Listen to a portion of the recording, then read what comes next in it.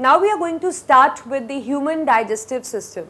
As you already know, like we have two modes of nutrition, one is autotroph, other is heterotroph. So out of that, man is in heterotroph.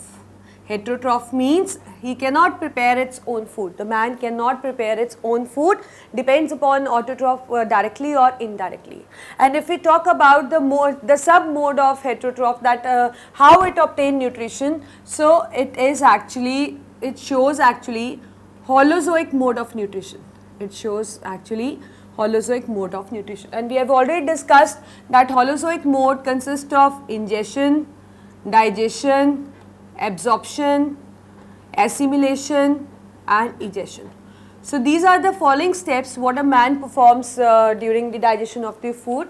So we are going to start with the detailed study of the digestive system now. So what happen actually is the digestive system of man consists of two parts. It is being divided into two parts. One is an alimentary canal, and the other is the associated glands. That means the glands which are associated with the canal. So we'll first study these parts, we'll first study the physiology, and then first we'll study that how the structures are arranged, and then we'll study the physiology, that means the working of the digestive system. So first we'll start with alimentary canal. What is alimentary canal? Alimentary canal is actually a 9-meter long tube. It is a 9-meter long tube which starts from mouth and goes like this and end up at anus. It is 9-meter long tube. So I am just going to sum up the organs in order. So first we have is the buccal cavity. We call mouth as buccal cavity, okay. The technical term which is used for the mouth is the buccal cavity. It leads into a esophagus. This you can see that this pipe, which further leads into stomach, which further leads into small intestine, which further leads into large intestine, and finally we have is anus. You can see here, this is buccal cavity, this tube is esophagus, this is stomach, this coiled one is small intestine, this wide one is large intestine, and this is the anus. So this is the alimentary canal. So what we see is esophagus, the other name for esophagus is food pipe. Esophagus is also called as food pipe. And if we talk about the stomach, that how stomach look like, it is actually J shaped. You can see actually it appears to be J like. J is like this, so it appears to be like this, J shaped. And small intestine is this, out of 9 meter, 4.5 to 5 meter is the small intestine. You can see that longest part of the alimentary canal is the small intestine. Though the name appear to be small, but actually it is not small. It is 4.5 to 5 meter long. So that means when we talk about small intestine, it is very long and highly coiled. And as you can see that it appears to be highly coiled like this.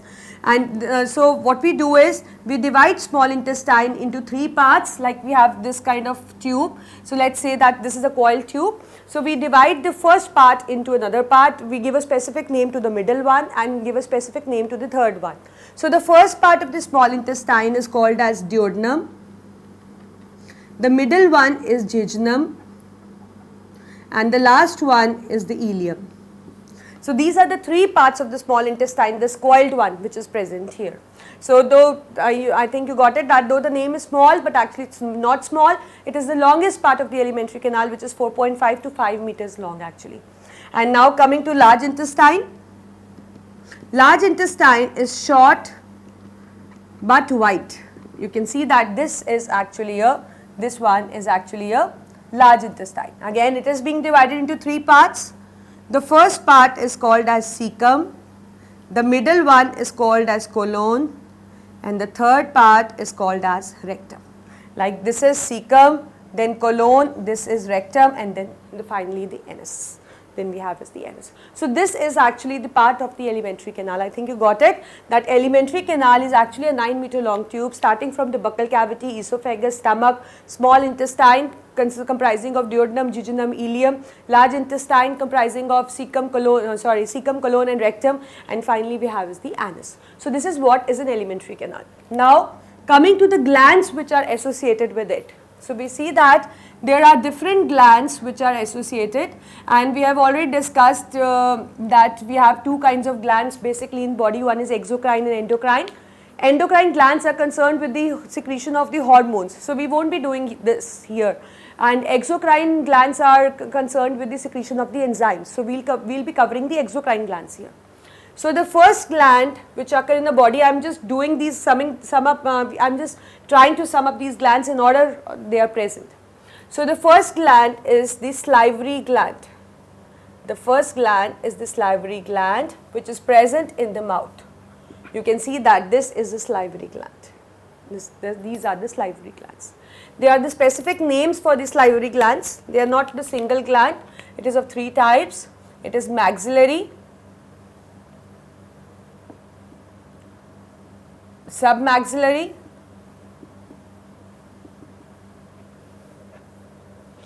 and sublingual.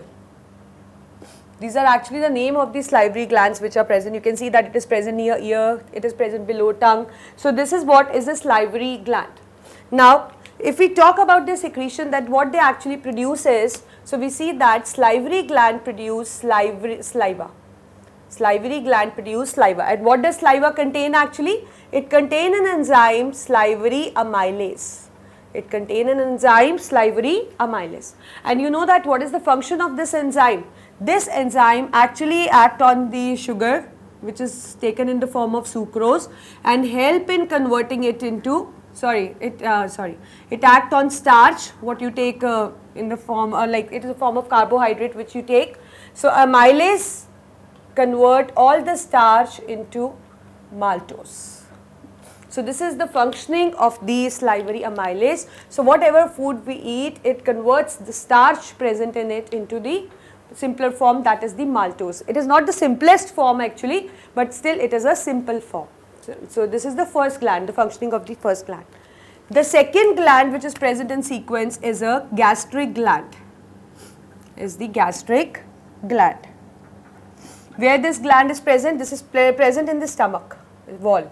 It is present in the stomach wall. So I'll write here, it is present in the stomach wall. What does it secrete now? It secretes gastric juices.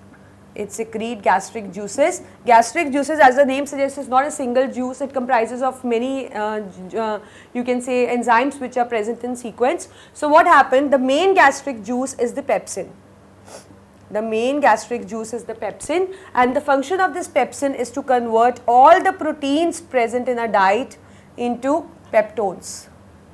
Again, it is not a simple product of proteins. We are just going to, you can say, further oxidize into more simpler ones. So it is the first simple form.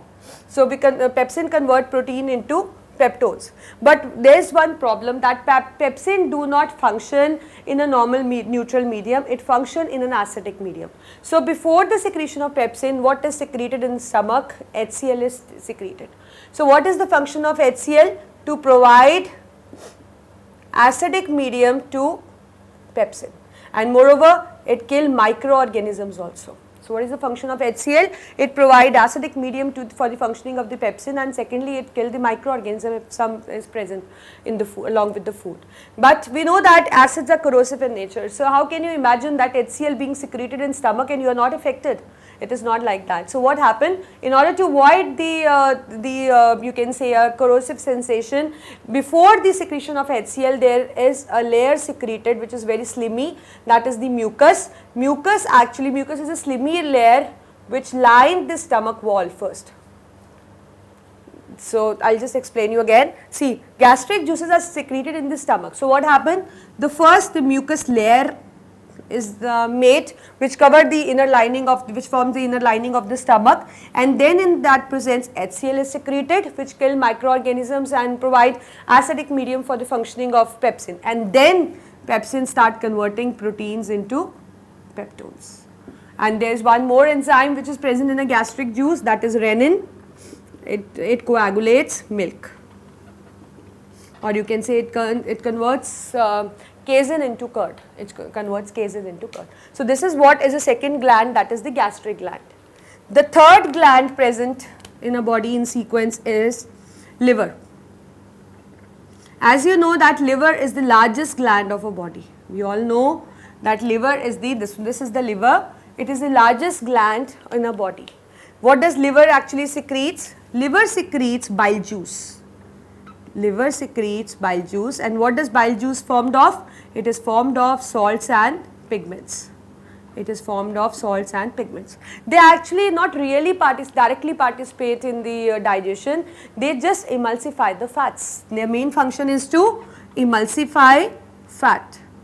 Must be thinking that what do we mean by emulsification, or what is emulsify? That means breaking down bigger droplet of fat into the smaller ones. So it tries to emulsify fat. And you know that see, this is a liver, and this structure, this one is a gallbladder. Gallbladder is actually a small structure present in the liver. So whatever bile juice is secreted, that is temporarily stored in the gallbladder. That is temporarily stored. All the bile juice which is being secreted here by liver, it is temporarily stored in the gallbladder, and then through gallbladder it goes where it is required. Right. So this is what is a liver. So the next gland we have is the pancreas. We already discussed in the hormonal chapter that pancreas is the only gland which is exocrine as well as endocrine. We have already done its endocrine function. Now we are going to look at its exocrine function. So what enzyme it secretes? It secretes pancreatic juices. It secretes pancreatic juices. So what are pancreatic juices? That is amylase, trypsin and lipase. These are the three juices which comprises the pancreatic juice, and you know that what is the function again? Amylase is, the function of amylase is same like that of salivary amylase, that is it converts the starch which is left over into maltose. Trypsin act on the proteins, the simple proteins. We know that proteins is being already converted into peptones. So trypsin try to convert peptones further into the simpler substance, that is the peptides. And lipase, what does lipase do? Lipase convert the emulsified fat into fatty acid and glycerol. Don't think that digestion ends here. Actually they are just trying to convert into simpler substance, but they are not the simplest substance. These are not those forms in which our body cells know how to absorb. They are actually converted more into more simpler forms. So that will be doing. So we have the final enzyme which is going to end up the digestion. That the gland is the intestinal gland. That is the intestinal gland. It is present, it is actually a last part of ileum, the small intestine. We can say that intestinal gland is present in the ileum, that is the last part. So what enzymes actually it secretes? I am going to write it here.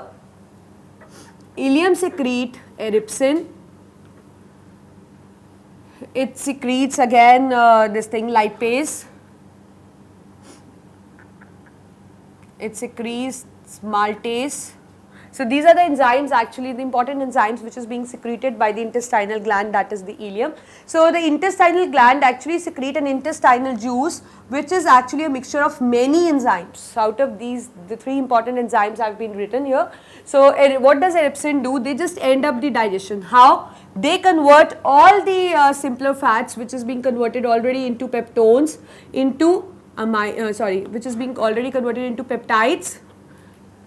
This into amino acids, and lipase converts all the fat, emulsified fat again into fatty acid and glycerol, and maltase convert all the maltose into glucose and fructose. So this is what is the intestinal juice, what's doing for us. So I think you got it, that we have these important associated glands which are associated with the alimentary canal. The salivary gland, that is maxillary, submaxillary, sublingual, secreting the salivary amylase which is acting on the starch, converting into maltose. Then gastric gland present in the stomach wall, secreting gastric juices. We have 4 mucus which will form the inner lining, HCl which is going to provide an acidic medium and kill microorganism. The third is the pepsin which is going to convert protein into peptones, and renin which is going to convert casein into curd, or you can say it coagulates milk. Third, we have the largest gland, that is the liver. It is not directly involved in the digestion as it secretes only bile juice that comprises of salt and pigments, and it is going to emulsify fats. Pancreas, again the exocrine part of the pancreas is the pancreatic juice. So it secretes amylase, trypsin, lipase. Amylase again converting starch into maltose, trypsin, peptones into peptides, lipase, fats into fatty acid and glycerol. And last we have the intestinal juice, which are going to end up the digestion, converting the that is the trypsin convert all the peptides into amino acids, lipase all the fat into fatty acid and glycerol, and finally maltase all the maltose sugar into glucose and fructose. So this is what is in alimentary canal and associated glands. Now we are going to start up its physiology. I am just going to sum up these steps so that you should know that because we have already know now what is the alimentary canal, what are the organs involved, what are the glands and what are the functions of the enzymes. So now we are just going to club them up because if you learn them separately and then you will club them up, then you will be having a thorough knowledge. So this is what I am trying to do here. So I am just going to start with the physiology. Physiology means the working of the digestive system. So first of all, what you do is just try to learn the alimentary canal, write it down, then learn the associated glands with their enzymes and function, write it down, and then move on to the physiology. So it is the best you can say best method to learn a long answer like that, then you will have a thorough